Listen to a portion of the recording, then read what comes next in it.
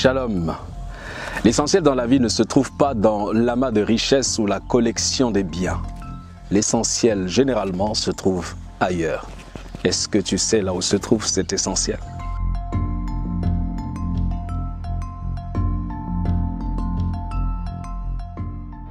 Un homme riche et son fils aimaient collectionner des objets d'art. Ils avaient tout dans leur collection, de Picasso à Raphaël.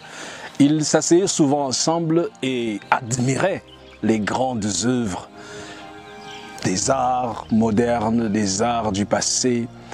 Et un jour, alors que la guerre du Vietnam s'était éclatée, le fils avait été au front et comme il était très courageux, il sauvait d'autres camarades qui étaient tombés et en sauvant un autre soldat, il a été frappé par une balle. Le père en a été informé et il a éprouvé un profond chagrin pour son fils unique. Quelques mois plus tard, juste avant Noël, quelqu'un a frappé à la porte. C'était un jeune homme qui était là avec un colis qu'il tenait entre les mains. Il dit « Monsieur, vous ne me connaissez pas, mais je suis le soldat pour lequel votre fils a donné sa vie. Il a sauvé de nombreuses vies ce jour-là et il me portait secours lorsqu'une balle ennemie l'avait pris au cœur et il en était mort. Il a souvent parlé de vous et de votre amour pour l'art. » Et le jeune homme a pris son paquet, il l'a tendu à ce vieux. C'était le portrait de son fils. Et il dit, je sais que ce n'est pas grand-chose, je ne suis pas un grand artiste, un peintre, mais je pense que ton fils aurait voulu que tu aies ça. Le père a ouvert le paquet, c'était un portrait de son fils peint par le jeune homme. Il regarda avec admiration la façon dont le soldat avait capturé la personnalité de son fils dans le tableau. Le père était tellement attiré par les yeux de son propre fils que les larmes ont commencé à couler.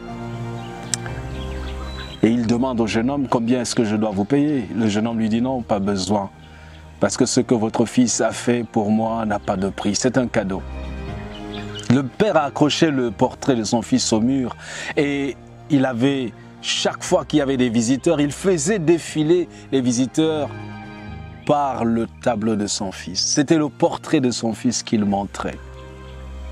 Et un jour, finalement, qu'il était mort, on devait liquider tout ce qu'il avait comme propriété. Et c'était mis en vente aux enchères. Et le jour J, alors que le commissaire-priseur était là, sur la plateforme, il y avait le portrait du fils. Le commissaire-priseur a martelé, il a pris son marteau, il a dit « Nous allons commencer les enchères avec cette photo, ce portrait du fils. Qui va renchérir pour cette peinture? Est-ce qu'il y en a pour 100 ou 200 $? Quelqu'un au fond de la salle dit « Pardon, laissez-nous. Nous voulons les grands tableaux, les Rembrandt, nous voulons les Picasso et autres. » Laissez cette histoire. Mais le commissaire-priseur a insisté et finalement, un autre a crié avec colère, nous ne sommes pas venus ici pour cette histoire, pour ce tableau, nous sommes venus pour les maîtres d'art. Et il y avait le silence. Mais là, au fond de la salle, il y avait une voix qui avait percé le silence. C'était la voix du jardinier de longue date de l'homme et de son fils. Il a dit, je donne 10 $ pour la peinture du fils. Alors quelqu'un dit, oui, donnez-lui 10 $. Et le commissaire qui dit 10 $, 20 $, qui prend plus? Il n'y avait personne. On a donné ce tableau finalement à ce vieillard qui l'a emporté. Et quelqu'un dit, ah voilà, maintenant passons aux choses sérieuses.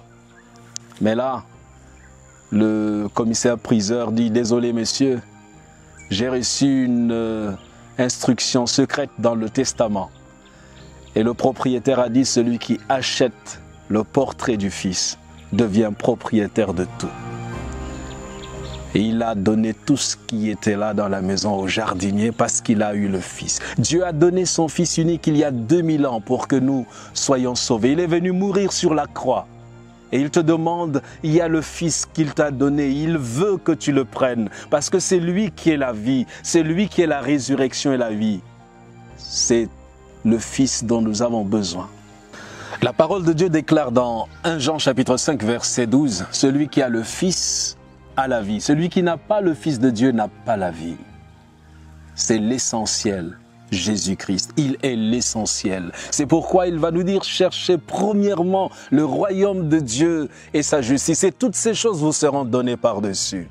Avoir le Fils, c'est l'avoir comme ami, c'est entretenir une relation avec lui. C'est l'accepter comme le Seigneur et comme le Sauveur. C'est lui donner tout son être. Alors là, nous avons l'essentiel et nous avons tout. Le bonheur, la paix, la joie et tout ce que nous recherchons sur cette terre. Que Dieu te bénisse.